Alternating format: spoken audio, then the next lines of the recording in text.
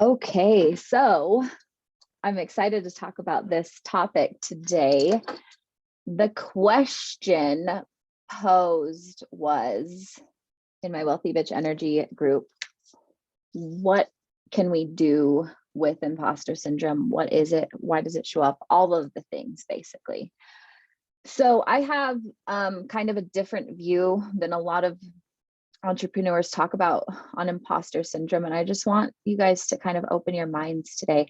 I know a lot of you here have been having these feelings of not being good enough, not fitting in, not having the right mindset or expertise to be in your field.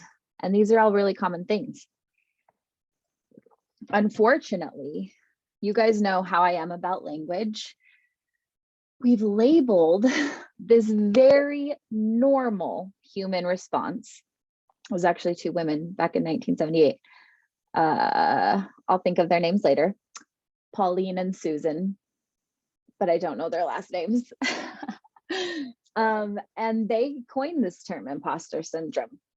And the thing is, when we put words out there, we create more of that energy. So if we break down the word imposter, it's somebody who doesn't belong, right?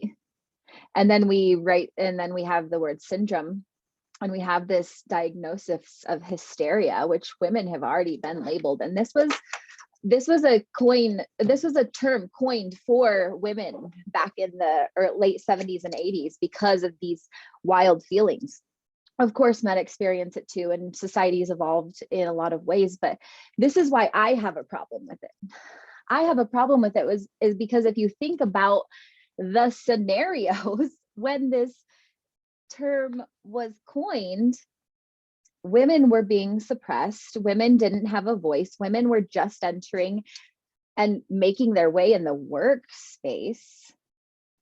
And that's just women in general. Then you look at the bigger systemic issues of racism and classes and poverty levels. And we put these men and women and people into these classifications based on what we perceive them as, based on how they're supposed to fit into society. And when they either can't meet the expectation or feel anxious about being in a new situation, we coin it imposter syndrome. We say, you don't belong here and you are hysterical. Like, what? I experience anxiety. I'll tell you guys a story in just a little bit about what I'm going through with what would have been labeled imposter syndrome. But this is the problem. The problem is we were put into boxes, especially men and women of color, put into these boxes, seen as only being able to have certain roles because it was a white man run industry. There's a different way of thinking, a different level of seeing the world, which is brilliant and beautiful. But because of the system, they are oppressed and pushed down. We as women and men and women of color, Black men and women, it is an issue in society. Imposter syndrome is not the issue. The issue is the fact that everyone is trying to label us or put us in a box, and we're not meant to be in one.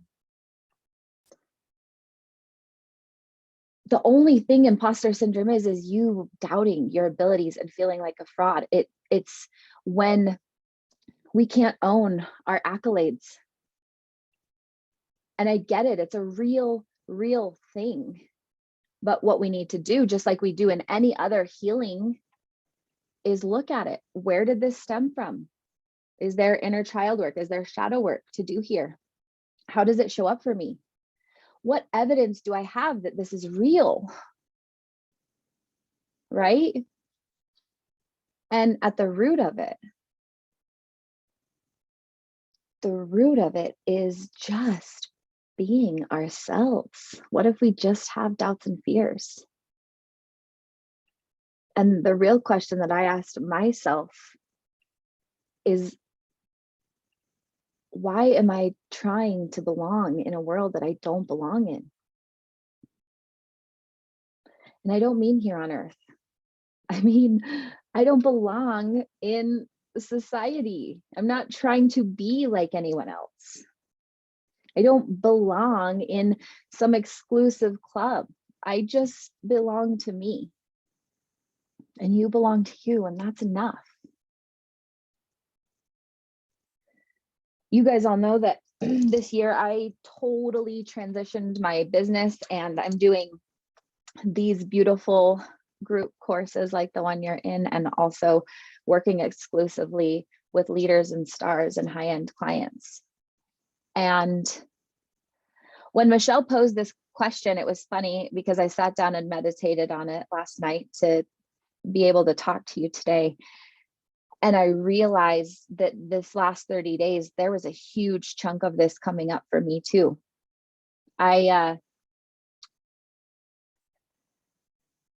Imposter syndrome, and what I would like to call it from now on is just like normal human anxiety about doing new things. But the thing is for me, I've been really comfortable for 5 years. I'm really good at doing what I'm doing right now, which is sitting down and talking to you amazing people and being able to uplift and see your blind spots and help you find yourself and lead you back to yourself. And I've been really comfortable doing that, and I love it. And now, like I've taught you, now that I've mastered that space and I have this beautiful community that I'm able to continue to help and grow and expand, I've added on another level of mastery, another field of expertise where I know that I can make a bigger impact leading these hip hop artists and stars deeper into themselves so they can have a global effect. So what that means is for the last 30 days, I've been totally immersed in that environment. I've been on hangout groups online, and I have been in conversation, and I have been creating a space for myself in a scene that I've never been in at that capacity before. Last night when I was at my daughter's hip hop class waiting for her, I was in one of these rooms and I was talking to a couple of the emerging artists and going back and forth, and my whole stomach was in knots. And I distinctly remember having the thought, what if they find out that I'm just some white girl who doesn't know what she's doing? And it was terrifying. I remember just like utter panic. And it only took me a second because it's my job to keep my mind in track and help others keep theirs. But these feelings for a lot of people can last days and months and years. It did bring me to my feet momentarily. There was everything in my body that was saying, Nikyla, leave this room. You don't belong here. Leave this room. You don't belong here. And what I had to do is what we're going to do now is I had to ground myself into my expertise. I was here for a fucking reason. I know what I'm doing. I trusted source every step of the way to get me here. Not everyone could get into that room I was in last night. How did I get in? Why was I being listened to? I looked at the evidence of what was there. I looked at the evidence. I have hundreds and hundreds of client testimonials, hundreds and hundreds of clients in front of me who have made change. I have all of these things. I hear my friends and family tell me these things. And more importantly, I know myself and I know why I'm here. And all of that went through my mind, and I stayed and I grounded in, and I finished the call, and it was still nerve-wracking. I'm still nervous today, sending out all of these pitches and making all of this movement. It's still nerve-wracking, but I am here validating myself because I know that I belong where I want to be. I belong to me. And if I know I'm meant to do something, then that is right, and that is true, and that is whole. So let's breathe into this for a minute. There's a whole bunch of different ways, and I'm going to keep talking for a minute as you ground. So feet on the floor, breathing into your feet, because there's a couple of different ways that imposter syndrome could show up for you. It doesn't just show up as those nagging doubts in your head. It shows up as, for some of you, the perfectionist. Everything you do, you demand perfection in. And since perfection isn't a realistic goal, when you constantly don't meet your own standards, you constantly in your own eyes fail, and you keep rebuilding that muscle.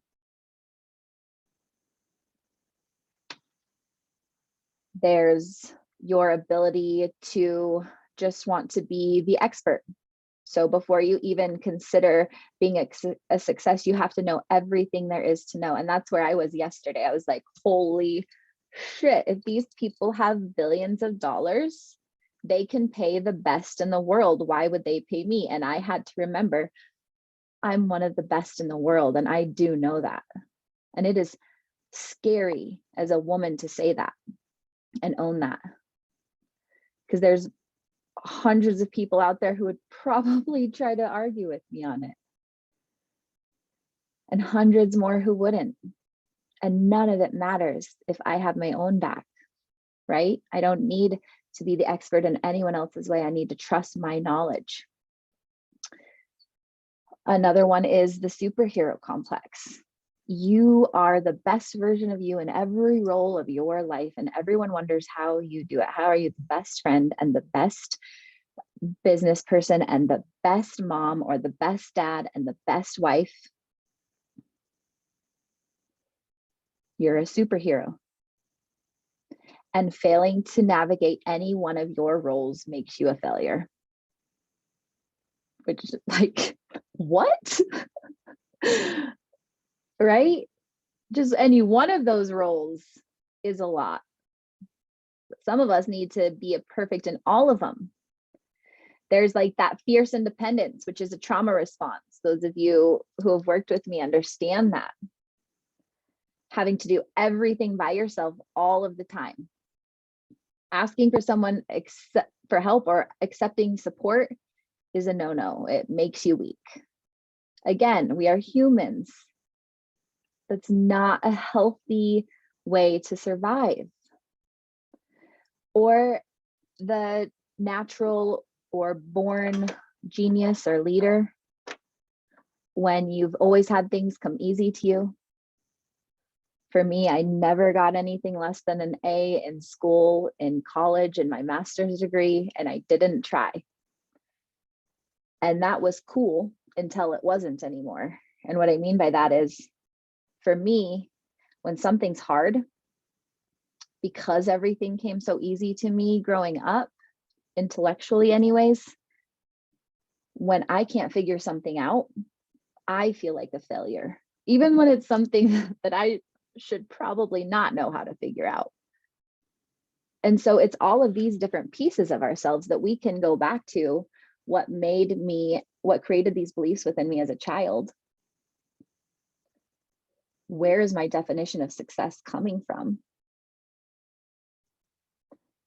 What evidence do I have of these negative thoughts or these positive thoughts, like I said? And how do I really feel inside if I don't listen to the external?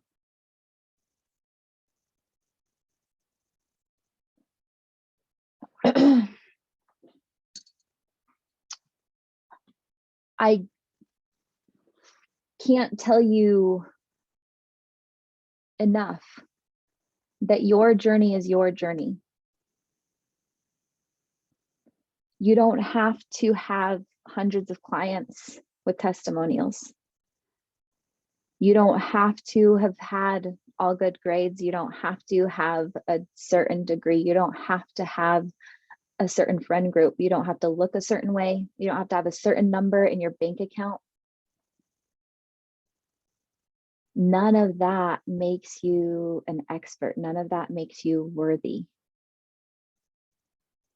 If you are here, it's because you are a person in this world who is creating a business or life or passion for themselves and is feeling like you don't belong, like you aren't worthy, or that people might not want to listen to the words you say. And that's 100% normal. There is nothing wrong with you. The only work to be done here is for you to go back and get really clear on what you want and why you want it. And show up every day like your life depends on it, because it does. You creating life on your terms is what you deserve, but that takes radical self-responsibility. Ownership of who you are. Me owning that I am an expert at helping people find themselves and optimize their mindset and energy levels to create wealth. Owning that I am the best person to go for that holds me to a certain level of responsibility and accountability. These are my standards, not anybody else's. And the standards that I meet for myself are obtainable, and they are evidence-based. And when I breathe into my essence, and when I own my own unique abilities, my own unique gifts, and I stop looking at everybody fucking else, then I find the love and worthiness and grace. I know why I'm here. I know who I'm meant to work with, and I know how I'm meant to show up. And each one of you has your own knowing. It is not like mine. It is not like theirs. These doubts and anxieties come when we are trying to belong in something we don't belong in. We belong in one thing. Ourselves. We belong to ourselves, because of ourselves, for ourselves. Trusting that when we pour into us, when we honor us, our innate love and goodness will shine forth and magnetize others and the wealth and the health and all of the optimal levels of success that we define. If you are feeling anxious, if you are having doubts, these are symptoms. These are not diseases. These are symptoms of something out of alignment within you. If you got butterflies in your belly, tune in. Where is my personal power being taken away? Where am I giving away my choice? How do I claim my sovereignty? If your lower abdomen has all the heaviness and ickies, how can I fill and nurture myself today? If you're feeling sporadic and ungrounded, how can I ground myself into my truths, into my beingness, into my wholeness? Big deep breath. All right, let's put our feet flat on the floor. Everybody straighten your backs. First, we're going to put our hands down on our thighs to ground. I want you to breathe, eyes open, spines erect. Big deep breath in through your nose, out through your mouth. We're going to breathe in 3, in 1, 2, 3, out 3, 2, 1. In 1, 2, 3, out 3, 2, 1. Hand on your heart and belly. I, repeat after me, I am a unique, sovereign being. My truth is my truth. I am an expert in my field. And I am worthy of it all. Now we're going to put our hands open down on our thighs, and you can close your eyes here. But if you are a person that tends to escape or leave their body, I want you to keep your eyes 1/8 of the way open. And I want you to breathe in through your nose and out through your mouth. Every breath you take, feeling yourself here on earth, breathing in and out, grounded in your body, in your divine essence. I want you to feel a cosmic swirl of golden energy circling around you, cleansing your mind, body, and energy of any doubts, untrue thoughts, false limiting beliefs, negativity, low vibrations. Anything that does not belong to you, see it washed away by this beautiful cosmic swirl. And as this swirl turns into a deep orange, allow yourself to fill full of your own divine essence, your own creative energy. Let the energy surge through you as the beautiful orange turns to a red and you ground deep from this space of fullness into the earth, grounding in, allowing our Earth Mother to hold you as you find safety within her. Allow yourself to fall into her warm embrace. As this beautiful red energy swirls with yellow, the fuel of the orange percolates up as a fire bursts into flames from your abdomen, creating divine creations, allowing you to move forward with your dreams, creating them in your physical reality here on earth. You can do anything you want to do. You always have a choice. You are free, sovereign, autonomous. As you breathe in this powerful divine energy, the flame melts your heart open to the frequency of love. Are you open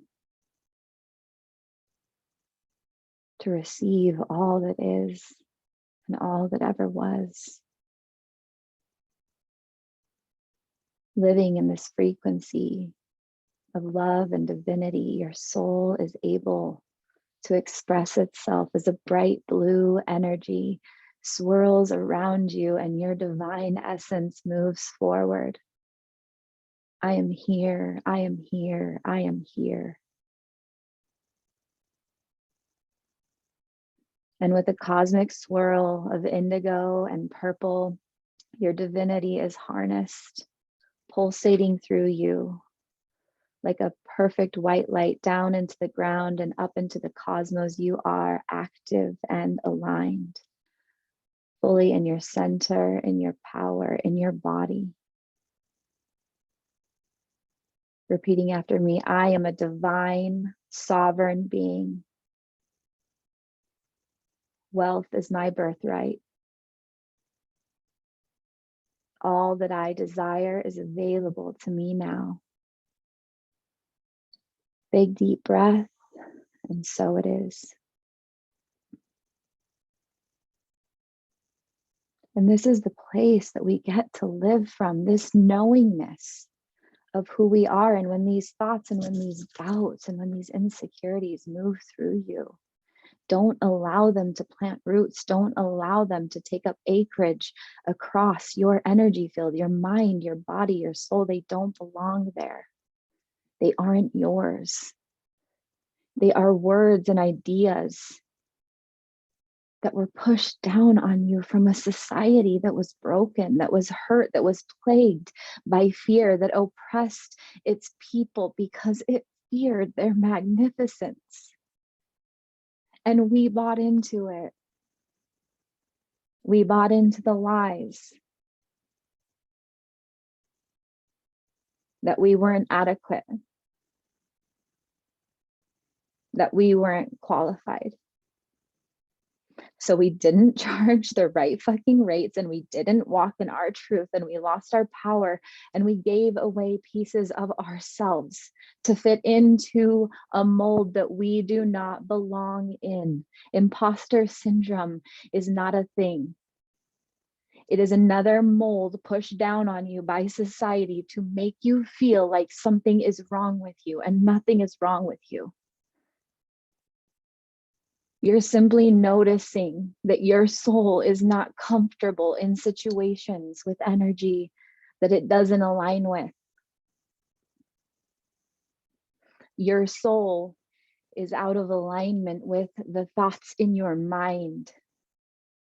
And when you can control those and clarify those and come back to your truth and your essence that you define based on you and no one else, no one else's logic or rules or belief, just you. And you can walk in that knowing and expertise, those thoughts will fade away. But the more that you feed the fear, and the more that you pay attention to or invest in the dreams or ideas of others, the more you step further away from yourself. And that's all it comes down to. Does that make sense? Cool. I love you guys. I'm going to stop. And I appreciate you listening. You guys can ask questions. I'll answer the questions of anybody here live right now, and then we can move on. Let me get out of speaker view really quick.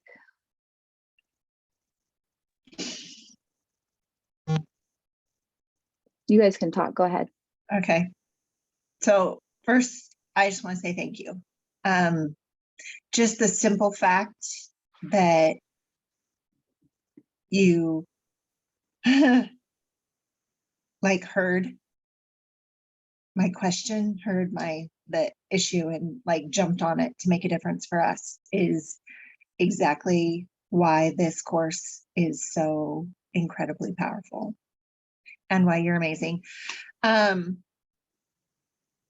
I don't really have a question because I knew that you would answer them all, and you did. So now it's just a matter for me of re-listening when I can focus 100% and just focusing.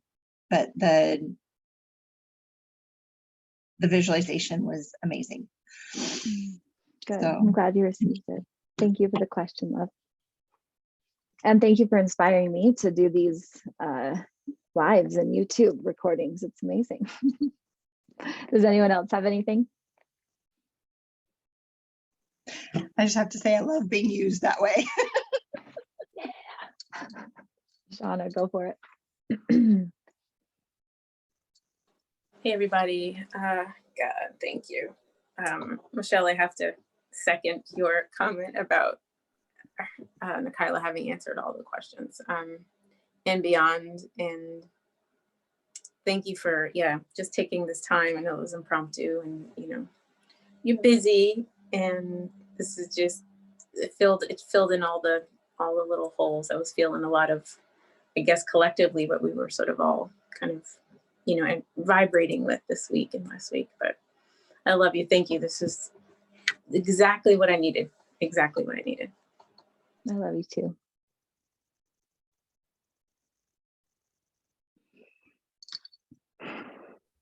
I also wanted to say thank you. I feel like you answered all the stuff too. I think it definitely was collectively what we were feeling.